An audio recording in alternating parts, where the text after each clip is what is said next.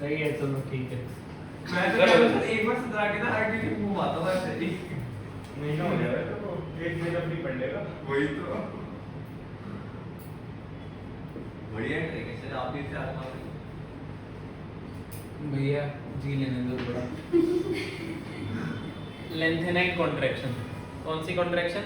Lanthanide contraction. देखो 3D series की अगर मैं बात करूं, 3D सीरीज की, तो 3D सीरीज में कौन कौन होगा? Scandium, titanium, vanadium, chromium, manganese, iron, cobalt, निकल, कॉपर, जिंक। ठीक है। स्कैंडियम के नीचे आपका आता है यट्रियम और फिर आता है आपका लैंथेनम 57। टाइटेनियम के नीचे आप लोगों का आता है जिरकोनियम और हैफनियम।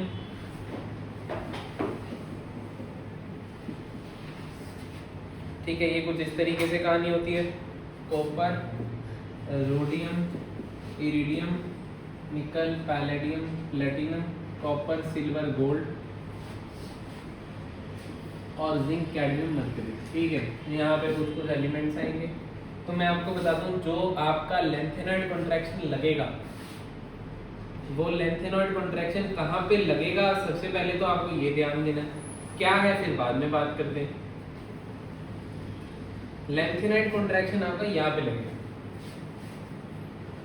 ठीक है, आपको बोला जाएगा डाउन द ग्रुप जाते हैं तो साइज वैसे क्या होता है, डाउन द ग्रुप जाने पर साइज नॉर्मली इंक्रीज होता है, पर जिरकोनियम और हैफनियम का साइज ऑलमोस्ट बराबर है।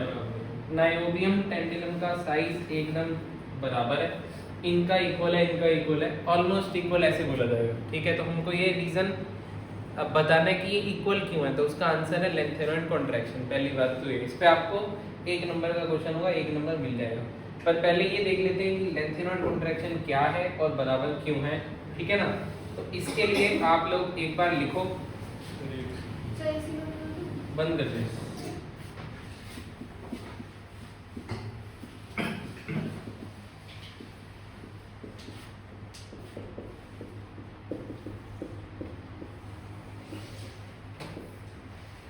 ठीक है, इसके लिए आपको सबसे पहले लेंथेनॉइड कॉन्ट्रैक्शन में लिखवा देता हूँ, आप लोग लिखो, मैं बोल रहा हूँ खाली। Atomic size of 5D elements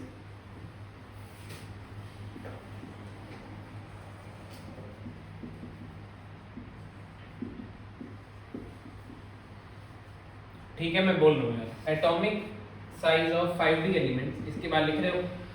पहले लिख लेना, फिर इसको बना लेना। बनाना है तो नहीं, तो ये आपने वैसे कल भी बना रखा है, मैंने तो आपको लिख लिया दिखाने के लिए ना।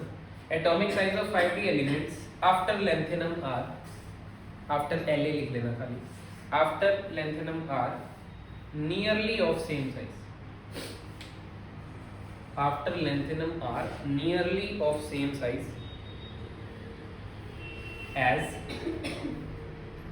as the 4D element, as the 4D element, as the 4D element in corresponding group, in corresponding group, full stop. This is called lengthenide contraction.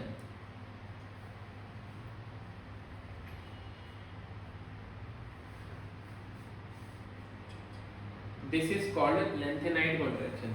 लेंथे school में ना इसको लेंथेनाइड या लेंथेनॉइड भी बोलते हैं, तो एक ही बात है वो, है ना। घबरा मत जाना कि लेंथेनॉइड बोला या तो लेंथेनाइड बताया था, एक ही बात है। ठीक है, lanthanide contraction which is due to, main बात है भाई, which is due to poor shielding effect of, which is due to poor shielding effect of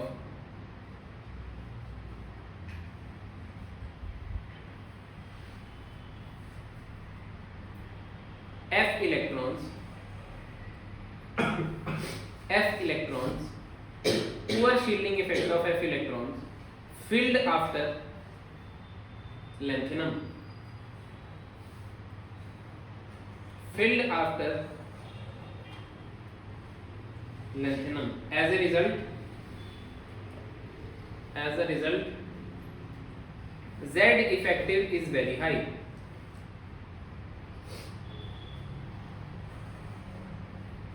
As a result, Z effective is very high.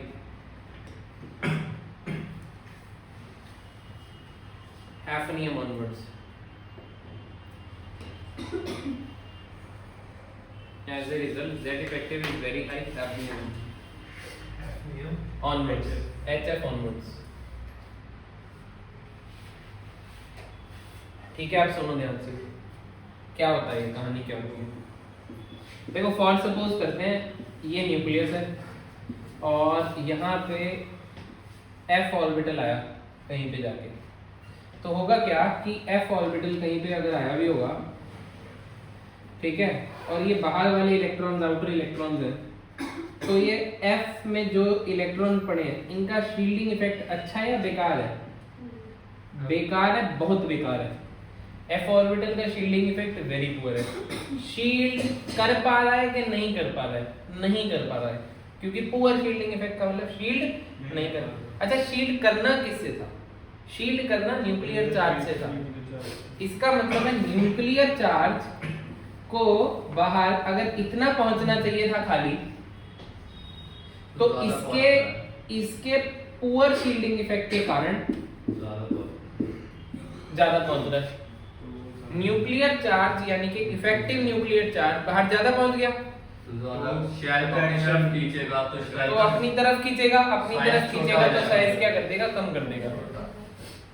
अब ये poor shielding effect भी कहां पे observe ज्यादा हुआ? यहाँ पे 5d सीरीज में जो आपके 4f ऑर्बिटल के इलेक्ट्रॉन आएंगे, उनकी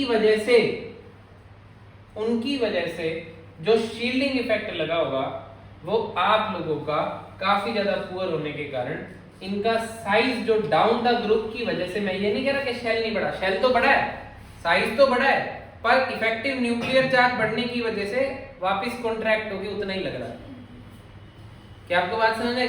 भाई ऊपर छोटा था, नीचे बड़ा हुआ, फिर अब जब 5d में आए तो हुआ बड़ा, पर 5d में इफेक्टिव न्यूक्लियर चार्ज बढ़ने की वजह से वापस से इतना ही दिख रहा है। तो ये 4d और ये 5d के एलिमेंट का साइज में फर्क ही नहीं पता लगा।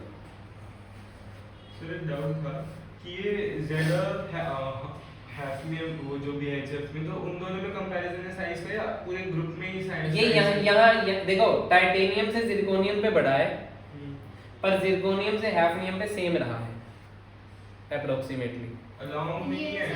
अलोंग में नहीं है, ये पहले बता दूं, ये सब जो भी मैंने आपको लिखवाया पॉइंट उसमें लिखवाया है, ये कंपैरिजन जो हो रहा है, ये कंपैरिजन 4d और 5d का हो रहा है। लेंथेनॉइड कॉन्ट्रैक्शन यहाँ लगी है, ये पीडी और पीटी में भी वैलिड है ना? हाँ यहाँ भी वैलिड है, ठीक है। पर क्या होता है कि ज्यादा आसपास साइज इनके आ रहे होते हैं तो क्वेश्चन इन पे बन जाता है सब।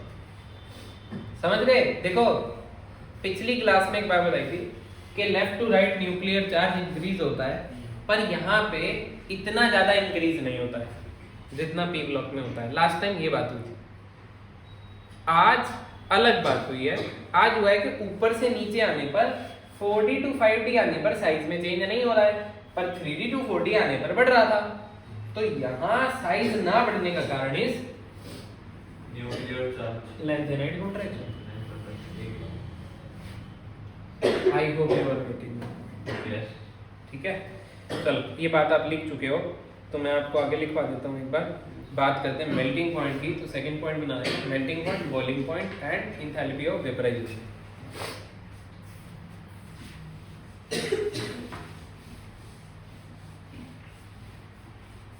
इसमें पॉइंट पहले लिखवा रहा हूँ आपको। मेल्टिंग पॉइंट ऐसे बना लेना heading, boiling point and enthalpy of vaporization. ये सब एक ही टॉपिक के साथ लिंक हो जाएंगे, ये सारे के सारे। लिखो एक बार, melting point, boiling point and enthalpy of D block elements are much higher than, these are much higher than। आज सभी की तबीयत खराब ही हुई है। ओए नोटंकी, मालूम है तुझे, क्लास चल रही है, माइक नहीं आज मेरे पास, ये सबकी आवाज आ रही होगी। ठीक है, तो ये जबरदस्ती वाले मत करना, मजबूरी वाले तो हमारे जैसे थोड़ा ढीले ढाले लोग कर सकते हैं, कोई दिक्कत नहीं। Melting point, boiling point and enthalpy of vaporization are, या फिर ऐसे पहले लिखो of D block elements Are much higher than of D block elements are much higher than S and P block elements.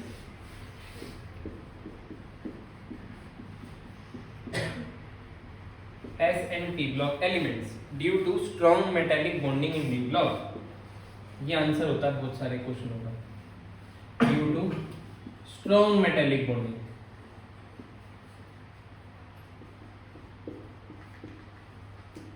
ये स्ट्रॉन्ग मेटालिक बॉन्डिंग वर्ड को underline कर लेना इन D block. इसको ऐसे भी लिखा जाता है strong inter atomic metallic interaction, ऐसे भी लिखा जाता है, ठीक है, strong inter atomic metallic interaction. तो ये क्या है, due to strong metallic bonding in D block, ठीक है। Then we have due to strong metallic bonding in D block melting point first increases melting point first increases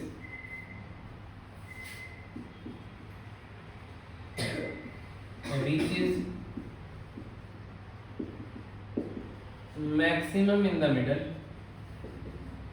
reaches maximum in the middle and then decreases and then decreases. Melting point first increases, reaches maximum in the middle and then decreases in a series of D block.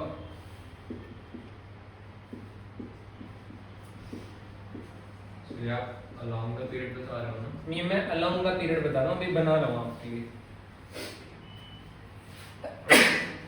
Sorry, चलो देखो,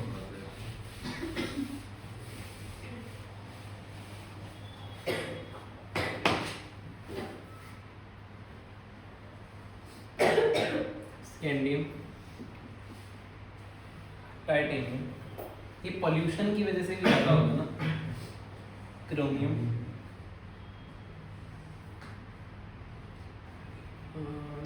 titanium के बाद इसको यहाँ titanium से चालू करो, vanadium, chromium, manganese, manganese पे कम हो जाता है, ये बात रखनी पड़ेगी कि मैंगनीज पे कम हो तो जाता मेरे से है। पानी मंगा लो उसमें से। आज कोई नहीं है, खाली है।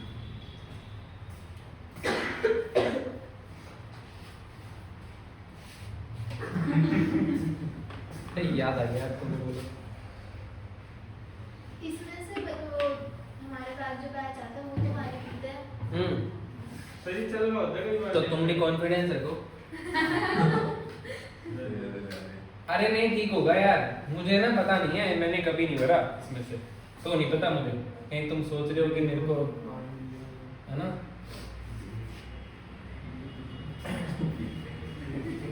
सुनो रे, ध्यान से सुन लो, ये देखो,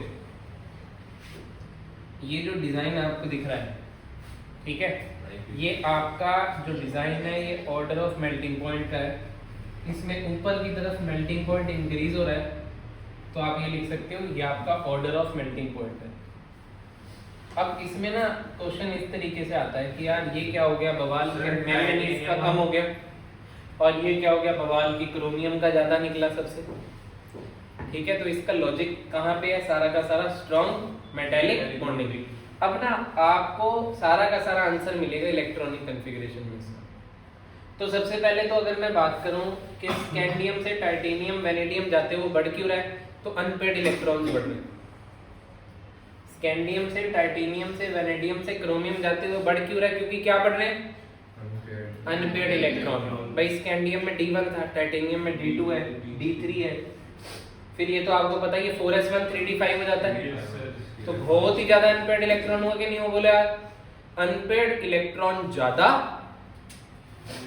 स्ट्रॉन्ग मेटालिक बॉन्डिंग ज्यादा और मेल्टिंग पॉइंट ज्यादा। फिर मैंगनीज पे ऐसा क्या हो गया, मैंगनीज पे ऐसा, चलो मैंगनीज का नेक्स्ट पॉइंट है वैसे 3D मैंगनीज की इलेक्ट्रॉनिक कॉन्फ़िगरेशन हो जाती है 4s2 3d5 और ये थोड़ी सी एक्स्ट्रा स्टेबल में आ जाती है।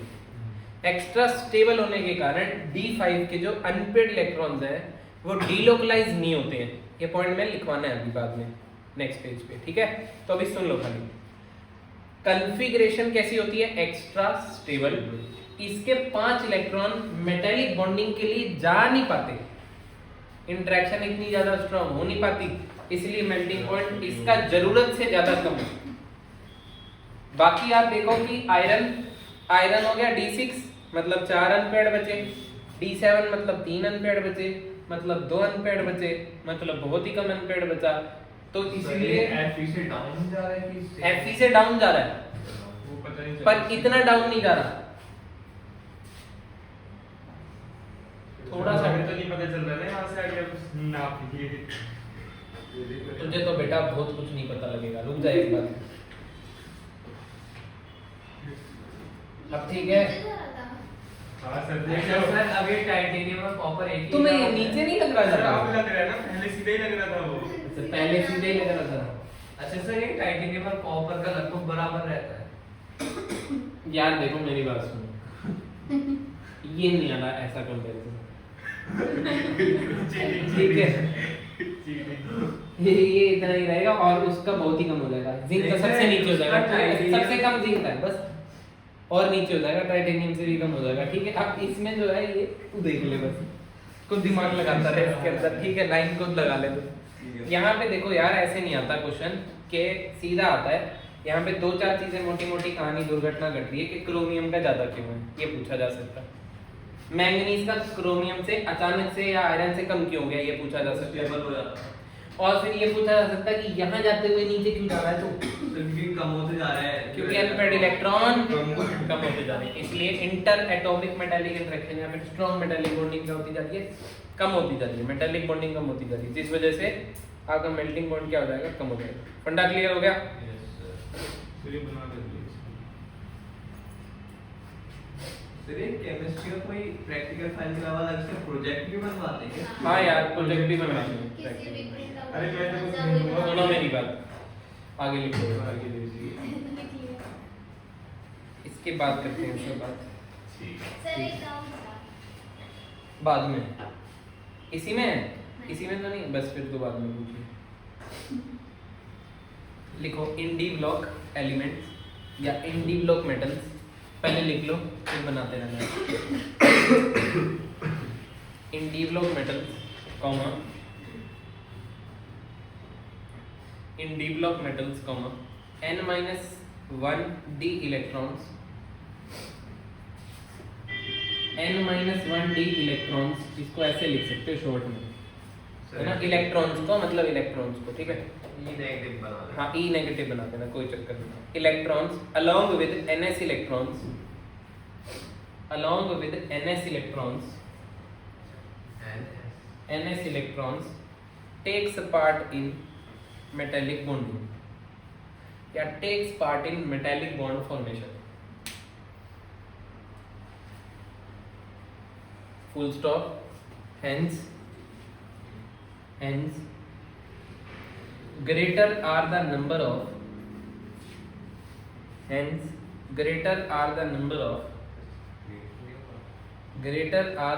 of n-1 d unpaired electrons, n-1 d unpaired electrons greater will be the melting point, full stop, ठीक है। ये पॉइंट बहुत इंपॉर्टेंट है, आपने जो लिखा है ऊपर, ये पक्का स्कूल के पेपर में यहाँ से क्वेश्चन रहता है कल। अब नेक्स्ट लिखो, मतलब मैं समझा चुका हूँ, आपको बस पढ़ना है एक बार। अनपेड इसमें ये अनपेड इलेक्ट्रॉन जितने ज्यादा होंगे उतनी ज्यादा मिलेगी, ये वही बात है, यस। इंग्लिश में दिक्कत है। बस इंग्लिश में लिख दिया, चलो आगे लिखो। नहीं कोई बात नहीं है, मेरी खुद की इतनी अच्छी नहीं है, चलो मैं भी ये नहीं बोल रहा है कि आपकी इंग्लिश अच्छी नहीं है, अपनी नहीं बोल रहा। अच्छा अपनी तो उसकी है ही नहीं ना एक्चुअली, मेरी इतनी अच्छी नहीं है, उसकी तो खत्म डेड है। मैंने नहीं has सर आप गौरव सर को बोलते थे ना आप पढ़े मेरा काम बता lower melting point. Manganese has lower melting point. Manganese की बात हो रही है अभी. Manganese has lower melting point than chromium and iron. Then chromium and iron because of stable electronic configuration of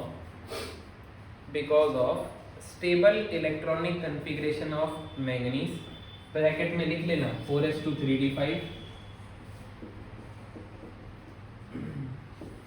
3d5 लिख लेना ब्रैकेट में, in which 3d5 unpaired electrons and 4s2 electrons are not delocalized properly, and 4s2 electrons are not delocalized properly, and hence strength of metallic bond is low. Metallic bond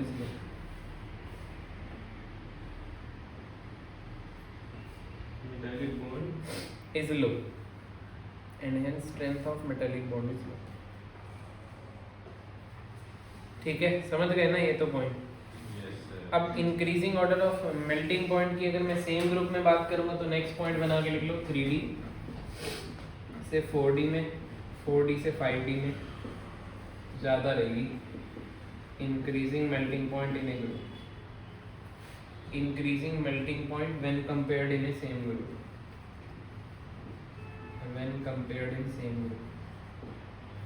ठीक है, इसके बारे में एक ये पॉइंट हो गया when compared in same group. ठीक है, नेक्स्ट पॉइंट बनाना. देखो जितना इंटरेक्शन ज्यादा, उस इंटरेक्शन को तोड़ने के लिए इंथैल्पी भी उतनी ज्यादा लगेगी, तो इंथैल्पी ऑफ वेपराइजेशन भी उतनी क्या हो जाएगी, हाई. तो ऐसे लिख लेना, enthalpy of vaporization is directly proportional to strength of metallic bond. Vaporization is directly proportional to strength of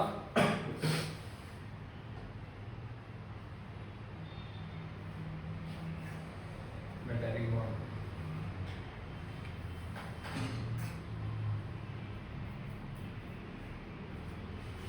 चलो नेक्स्ट पॉइंट बनाना डेंसिटी.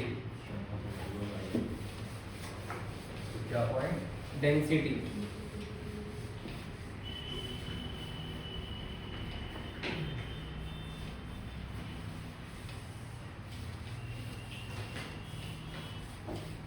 डेंसिटी में बोल रहा हूँ, density increases from left to right.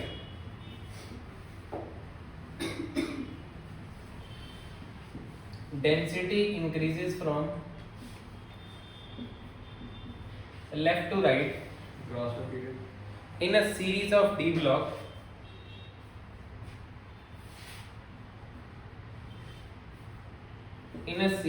D block because of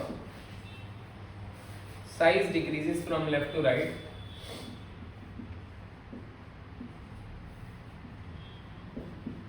Size decreases from left to right, therefore atomic volume decreases. Atomic volume decreases, volume decrease हो जाता है इसलिए. ठीक है, और मोलर मास इंक्रीज होता ही रहता है, तुम्हें पता ही left to right. Molar mass को तो क्या ही है, डेंसिटी क्या है, मास अपॉन वॉल्यूम. अब वॉल्यूम तुम्हारा कम हो रहा है, मास बढ़ रहा है तो डेंसिटी बढ़ेगी. समझ गए ना सर एक बार दोबारा बोलना है भाई. कुछ रिपीट करूं या समझा दूं? रिपीट कर. कहाँ से? From left to right in D ये तो हो गया. Because of size decreases from left. एक बार हम because of size decreases from left to right. because of size decreases from left to right, so atomic volume decreases. So डाल दे बीच में, comma डाल दे, therefore डाल दे, therefore atomic volume decreases. और second है इसका because of molar mass increases. दो factor हैं इसमें बेसिकली बिकॉज के बाद, एक तो साइज का फंडा है, एक मोलर मास का फंडा है। तो डेंसिटी का क्या है, मास अपॉन एटॉमिक वॉल्यूम वो डिक्रीज हो गई और मोलर मास इंक्रीज। हाँ, मोलर मास इंक्रीज हो गई। तो डेंसिटी क्या है, मास अपॉन वॉल्यूम, मास इंक्रीजेस और वॉल्यूम डिक्रीजेस, है ना।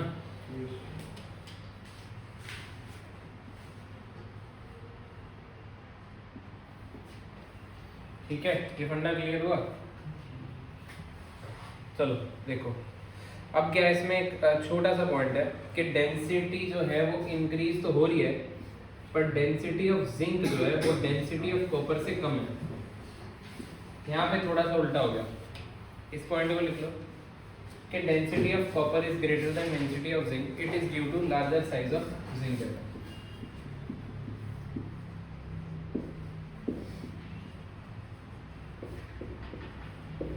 जिंक एटम का लार्ज साइज क्यों होगा, क्योंकि जिंक एटम की इलेक्ट्रॉनिक कॉन्फ़िगरेशन कैसी है, फुली फिल्ड, जिसके कारण थोड़े से क्या रहे होंगे, रिपल्शन रहे होंगे, और इस वजह से साइज जिंक का बढ़ गया होगा। साइज बढ़ने से वॉल्यूम बढ़ गया होगा, वॉल्यूम बढ़ने से डेंसिटी जिंक की क्या हो गई होगी, कम हो जाएगी।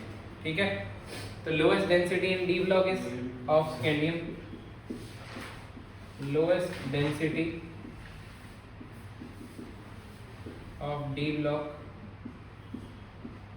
एलिमेंट जो है वो है आपका स्कैंडियम, और हाईएस्ट डेंसिटी जो है वो आप लोगों की ऑस्मियम और इरिडियम की। ये याद करने के पॉइंट है।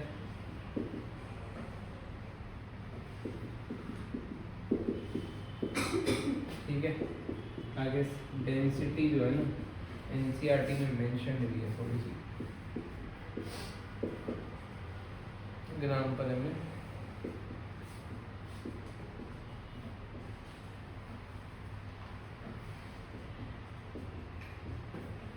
ठीक है, तो ज़्यादा इनकी है और कम इनकी है। डेंसिटी ऑफ वाटर कितनी होती है, 1 ग्राम पर ml होती है। इससे कंपेरिजन अगर आप कर सकते हो।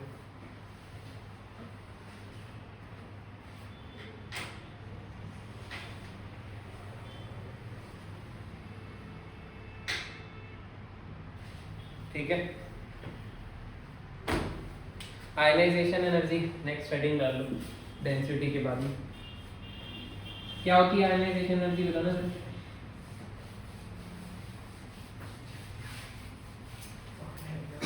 बताओ आयनाइजेशन एनर्जी की डेफिनेशन बताओ, बोलो शाबाश। outermost shell from A gaseous isolated atom. It is the amount of energy required to remove an electron from a gaseous isolated atom to infinity. एक outermost इलेक्ट्रॉन को निकालने के लिए गैसियस आइसोलेटेड एटम के उसको इन्फिनिटी पर पहुंचाने के लिए जो एनर्जी चाहिए वो क्या होती है, आयनाइजेशन एनर्जी। तो बचपन में सीखा था जितना ज़्यादा न्यूक्लियर चार्ज होता है उतनी ज़्यादा आयनाइजेशन एंथैल्पी की हाई वैल्यू होती है, और जितना ज़्यादा कम होता है उतनी ही कम वैल्यू होती है। तो इलेक्ट्रॉन जल्दी आसानी से निकलने पर आई कम होती है, और इलेक्ट्रॉन मुश्किल से निकाला जाए जहाँ से आई क्या हो जाती है, हाई हो जाती है। मतलब अगर कोई स्टेबल नोबल गैस कन्फिग्रेशन या स्टेबल कन्फिग्रेशन में से आयनाइजेशन एनर्जी चेक करेंगे तो वो क्या आएगी, उसकी वैल्यू ज़्यादा आएगी। ये फंडा क्लियर हो रहा है, इतना सा, इतना आपको पहले से पता है। अब इसके आगे थोड़ा सा देखेंगे। लिख लो, in general ionization enthalpies of D block in a series के अंदर बताना साइज का क्या रिलेशन है, कम होता है कि बढ़ता है साइज इन ए सीरीज? कम होता है, थोड़ा कम होता है पर कम होता है।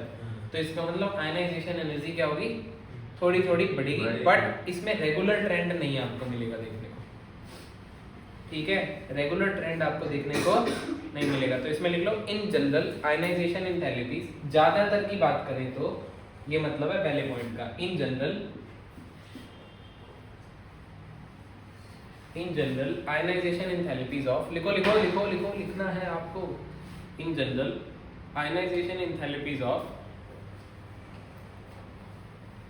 d block in a series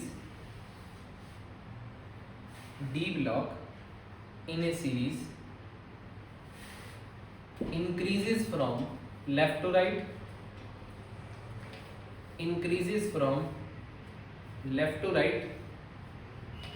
with irregular trends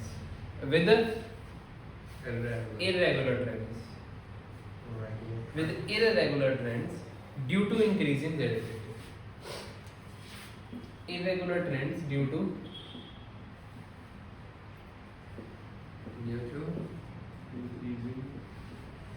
increase in z effective.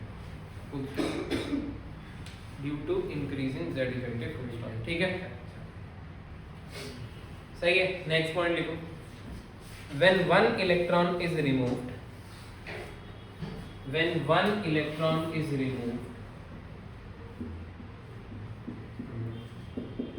लिखो, बोल रहा हूँ। When one electron is removed from ns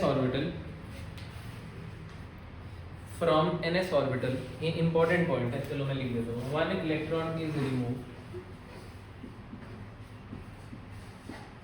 from ns orbital, relative energies of 3d and 4s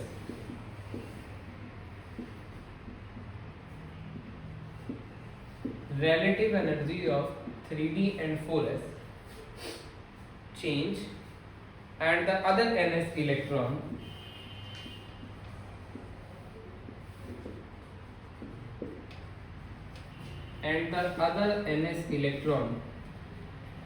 shift to n-1d orbital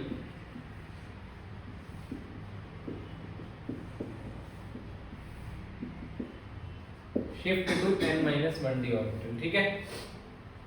मतलब वो ये कह रहा है कि अगर आपने डी ब्लॉक एलिमेंट्स में आयनाइजेशन एनर्जी लगाई तो पहला इलेक्ट्रॉन कहाँ से निकलेगा? 4s से। ये बात तो पता है ना। तो 4s से एक इलेक्ट्रॉन निकलते ही जो 4s और 3d की एनर्जी है उसमें कुछ शिफ्ट आएगा, और वो शिफ्ट इस तरीके का होगा कि एक जो ns में इलेक्ट्रॉन बच गया है वो किस में शिफ्ट हो जाएगा? n-1 d में शिफ्ट हो जाएगा। ये इंपॉर्टेंट पॉइंट है यहाँ, बहुत मतलब यही खतरनाक बात है, ये नहीं पता लगती है हम लोगों को। ठीक है, खतरनाक बात ये, बाकी सब तो आप सुन लोगे। ये बात थोड़ी सी अलग है। जैसे कि मैं आपको क्वेश्चन देता हूँ, find the number of unpaired electrons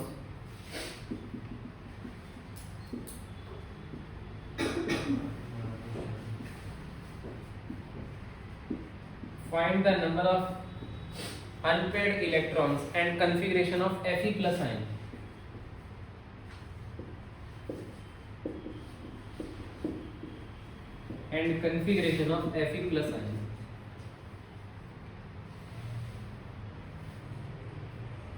unpaired electron बताने Fe प्लस है। अनपेयर्ड किस में बताने? Fe प्लस में अनपेयर्ड बताने। तो बताओ कैसे बताओ? According to this statement क्या होगा आंसर? आयरन का एटॉमिक नंबर कितना होता है? 26। Yes, right you are. Sir 4s1 3d6 नहीं होगी? argon 18 4s1 3d6 argon 18 4s2 3d6 होती है इसकी, तो Fe प्लस की 4s1 3d6 और आपके अकॉर्डिंग ये आएगी। ठीक है, तो इसमें अनपेयर्ड इलेक्ट्रॉन कितने होंगे? 3 और 1। सर इसमें 3d5 के भी बनता है। ठीक है बेटा, क्यों बनेगा 3d5? क्यों? मतलब वो उसे देना पड़ेगा इलेक्ट्रॉन। 2 और निकालने पड़ेंगे। नहीं, जैसे वो 4s तो ये कह रही है कि 4s से मत निकालो, 3d से निकाल लो। मुझसे पहले करते हैं। ये तो वो तो मैंने मान लिया, जैसे वो तो मान लिया, वही मान कर वही क्या आउटर मोस्ट से ही निकलता है ना बेटा, जो बाहर है। शिफ्ट भी तो हो जाता है स्टेबल होने के लिए। मेरी बात सुन, शिफ्ट हो जाता है पर ऐसे नहीं ना कि दो दो की शिफ्टिंग करा देंगे, एक आधा शिफ्ट हो जाता है ऐसे। पहले इलेक्ट्रॉन निकलेगा 4s से फिर 3d से। पहली बात तो ये दिमाग में मान लो। 4s है ना। ठीक है, घर का राज नहीं है कि पहले 3d से निकालने, मजा आ गया। मैंने चावल की 3d5 बना दिया। 4s को भूल गए हैं भैया, रहने दे 4s को। हाँ, एक काम कर 3d को पहले बाहर निकाल बेटा। नहीं वो हाफ स्टेबल वो नहीं हाफ भाई। करने की कोशिश कर रही है। वो कोई अगली में भैया बड़ी बढ़िया बात करी। कि पहले 3D में से निकाल। मतलब इससे पता लगता है कि कितना भोलापन है इसके अंदर। बेसिकली ये बात मैं बोल रहा हूँ, चाट पड़ते हैं। अरे चलो ठीक है यार। नहीं ऐसे नहीं करेंगे। किसी को अभी भी नहीं समझ आया किसी को। अरे मैं सुन तो ले देख, एक मान ले ठीक है, ये बाद में तो करते कॉपर हैं। की कॉन्फ़िगरेशन बता। जनता सुनो मेरी बात उसकी सुनो। अलग होती है उसपे वो शिफ्ट होता है ना इलेक्ट्रॉन। तो सुन 4s से 3d में होता है शिफ्ट। 4s से 3D में होता है। 4s से एक इलेक्ट्रॉन 3d में शिफ्ट हो सकता है।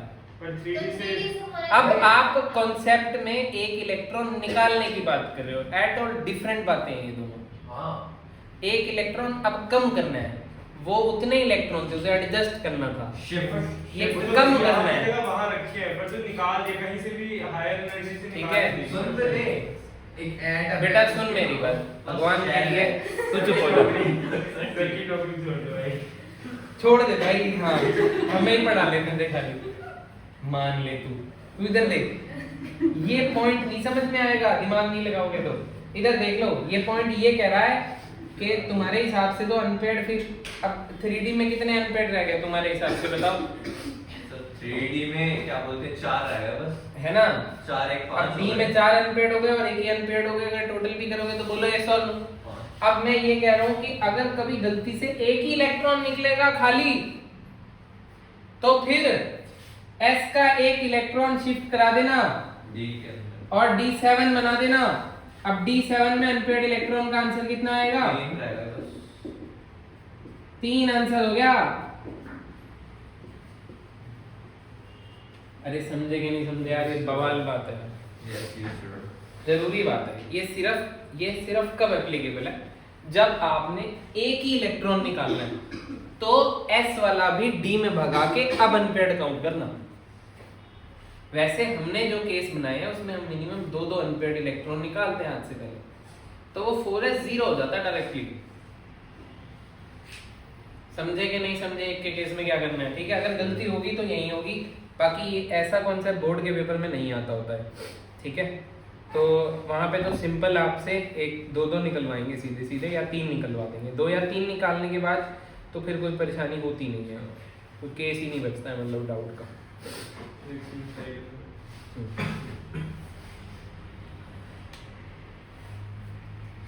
ये इंपॉर्टेंट पॉइंट है, अलग पॉइंट है, ठीक है? इसको नोट कर लो। हाँ तो जब तक आप बैठे तब तक मुझे वो बता दो प्रोजेक्ट कैसे। नहीं, वीडियो स्टॉप करके बताता हूँ ना कैसे करना है। कुछ नहीं, गूगल पे सर्च करना है, सर मैंने तो उसी का बना बनाना के है। दे दिया। मैंने तो अपने दोस्त को बोला, उसने अपने वाले वो एक काम करना, गूगल से भी मत निकाल, इनका किसी से ले ले। एक बार इनका टॉपिक पूछ ले हाँ। और वो एक बार अपने टीचर से स्कूल के से ओके करवा ले, मैं इस पे बना लूं। मैंने क्या कहा है कि तुम्हें जो मिले ना उस पे बना लो, बस सेम किसी का नहीं होना चाहिए। नहीं सेम भी हो तो हमारे में चलो। तो 7 का ग्रुप बनाया था, 5 मैं बोला कि बता- 2 का सेम हो तो चलेगा। तुम्हारा तो टॉपिक भी कोई नहीं देखेगा क्या है। पता है क्या नहीं। तो टेंशन मत लो, 3-4 लोगों का 5 लोगों का भी सेम हो जाएगा। हाँ सर आप होते ना कि मस्त जिंदगी चली होती मेरी। मैं एक्सटर्नल होता तो अपना ना कर लो। मैं तो पर्ची ले जाता 500 रुपए की। सर हाँ हम सर आपको नाश्ता करके हम कराते नाश्ता। हम चलो आओ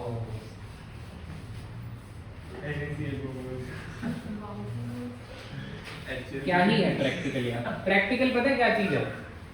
प्रैक्टिकल एक मजाक है।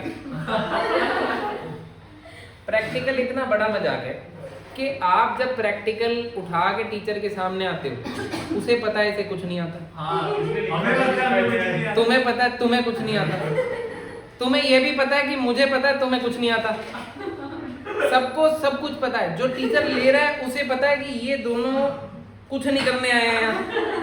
फाइल भी इसने बिल्कुल लिखी हुई। ना तो एग्जामिनर नंबर देगा खुद से, ना इसको फाइल के बेस पे नंबर मिलने हैं, और ना ही उस बंदे का काम है, क्योंकि नंबर वो भी नहीं देगा, वो वहां जाके प्रिंसिपल दे रही होगी। इतना बड़ा स्कैम है ना ये। पर इसमें एक ही बात है कि हम आपस में जो ट्रायंगल बना हुआ है शेयर नहीं कर सकते कोई भी बात। मैं उसको ये नहीं कह सकता कि भाई तू यहाँ क्या करने आया है, तेरे तो बिना ही काम हो जाएगा। वो मुझे ये नहीं कह सकता कि तूने इनको क्या पढ़ाया, क्योंकि उसे पता है कुछ पढ़ाया नहीं है प्रैक्टिकल का। प्रैक्टिकली नहीं मेरे साथ। बच्चा अलग ही कॉन्फिडेंस में है, कह रहा मुझे तो पूरे मिलेंगे। ये ढकोसला है। और बिल भी हाँ। आएंगे। इस बीच तुम्हें एक फाइल का ढकोसला और एक प्रोजेक्ट फाइल का ये ऐड ऑन ऐसे नहीं करना बना लिया भाई हमने तो। हमें बनानी है। प्रैक्टिकल वाले डे पे केवल अपनी सीट पे चुप खड़े होने के नंबर मिलते हैं। जो उस दिन हरकत करेगा, क्योंकि हरकत देखो, हरकत क्या है ना, इनहेरिटेंस है आपकी। आप 1 घंटा कैसे खाली चुप खड़े रहोगे? कोई हरकत कर दोगे, वहां पे 1-2 नंबर चटक जाएंगे, अच्छा, मतलब चुप रह। शायद वो भी। वहां जाके टीचर के पैर छू लो, सर प्रणाम। कुछ नहीं, कुछ ओवर एक्टिंग भी नहीं करनी। आपको क्या है, कुछ लोग ओवर एक्टिंग करने लगते हैं। सर बस ये कहने वाला था। वाइवा के टाइम पे उन्हें अचानक से कुछ याद आने लगता है। तब कॉन्फिडेंस। अरे यार यही है, कुछ तो कर देते हैं। ये एक लड़के ने कर दिया था। मैंने कहा बेटा गया तेरा। कुछ नहीं करना, ऐसे खड़े रहना चुप जाके। वैसे आपसे वैसे चैप्टर पूछ लेंगे कि आपको कौन सा चैप्टर आता है, आप वो चैप्टर का नाम ले देना। आपसे कोई बेसिक जो बोर्ड के पेपर में क्वेश्चन आता है, कोई नेम रिएक्शन है, कुछ है, वो पूछ लेंगे। आप बना देना, आती होगी तो, नहीं तो सॉरी सर कह के निकल जाना। सर बेस्ट तो भी नहीं है आप। सर मैं सर तो मैंने स्कूल की 11th में ऐसे करता, मैंने कुछ पढ़ा ही नहीं था। सॉरी सर, Sorry, इतनी सी sir. बात है। हमें पता है बच्चा बढ़िया है, तो चलो जल्दी निपट गया। जल्दी क्लास से बाहर गए। और सुनो, इतना मतलब वाइवा भी इतना फ्रॉड है कि जो 5-7 बच्चे आ जाते हैं ना, जो पहले टीचर मतलब थक जाता है कि नए क्वेश्चन सोच भी नहीं पाता है। मतलब हम स्कूल के टीचर इतना फ्रस्ट्रेट पागल हो चुके हैं अच्छा कि हम नया नहीं सोचते। हम कहते हैं इस गधे को ये भी नहीं आता होगा, चल यही दोबारा बता दे। हम चाहते हैं कि वो जो 5 गए हैं वो उन्हें बता दें क्वेश्चन, और फिर हम उनसे वही क्वेश्चन पूछें ताकि वो गलती से सही बता दें। इससे हमारे दिल को सुकून मिलता है कि हमने इन्हें पढ़ाया हो उसके आगे। तो सर स्कूल का भी टीचर वही होता है। और क्या, एक स्कूल का होता है, एक एग्जामिनर होता है। फिर तो जबरदस्त। सर ये दूसरे के साथ कोई मिलता और ऐसा होता है कि जब आप फाइल लेके जाओगे तो आप किसको फाइल देते हो, समझ गए? अच्छा। तो तुम जैसे 2 लोगों को बुलाया जाता है एक साथ और वाइवा के लिए, तो एक वाइवा वो ले रहा होता है। अक्सर ऐसा होता है, हर बार नहीं, 90% केसेस में ऐसा ही रहता है। तो एक आपके स्कूल वाला लेता है, तो आप कोशिश करना आप अपने स्कूल वाले की तरफ चले सर जाओ। मैं दूसरी तरफ पकड़ाऊंगा। मैं सर पूछ लो जो तो पूछना है। स्कूल वाले को पता होगा कि तुम्हें जो है वो कुछ नहीं आता। किस खेत की मूली हो तुम। वो तुमसे वैसे ही क्वेश्चन पूछेगा। एक साथ में 2 जने ले रहे होते हैं वाइवा। हाँ, 2 भी, कई बार जल्दी करना होता है तो 3 भी, ग्रुप भी होता है। और कई बार बहुत ही जल्दी होती है। 5 5 आ जाओ। पहले 1 जिनका रोल नंबर कम होता है ना, उनकी वाट ज्यादा लगती है। बारह हाँ, ऐसे चार से करके- एक बार 2 लोग दबादब कहानी तेरे साथ करेंगे। फिर जैसे ही एक आध समोसा चढ़ता है, एक आध कोल्ड ड्रिंक, एक आध जूस चढ़ता है, अब 2 शुरू हो जाते हैं। फिर जैसे ही आप लोगों का वो कुछ उनको रसमलाई दे दो। जो उनको ले जाना होता है नीचे ब्रेकफास्ट कराने, ब्रेकफास्ट में थोड़ा एक हल्दीराम की कुछ वो मंगवा लेते हैं। फिर वहाँ तो ऊपर ही लेके आते हैं वहीं पे। उसके बाद जो नेक्स्ट लेवल जो पीछे आता है, उसमें 4-5 एक साथ आ जाओ, पेट तो भर चुका है। अच्छा, सोने की तैयारी। खाने के ऊपर डिपेंड करता है कितना मजा आया उसे। सर इनका देख लेना आप। सर हमारा स्कूल तो गिफ्ट भी देता है। हाँ, गिफ्ट वो इसीलिए होता है। चलो आ जाओ यार, देखो अच्छा सर बताओ आप क्या करना टाइम ही हो गया। सर आयनाइजेशन इन थेरेपी जो है, फिर वो हम अगली कहानी में करेंगे, ठीक है? सर ये जो प्रैक्टिकल वाला पार्ट था ना, इसकी क्लिप निकाल के अलग से शॉर्ट में डाल देना। अब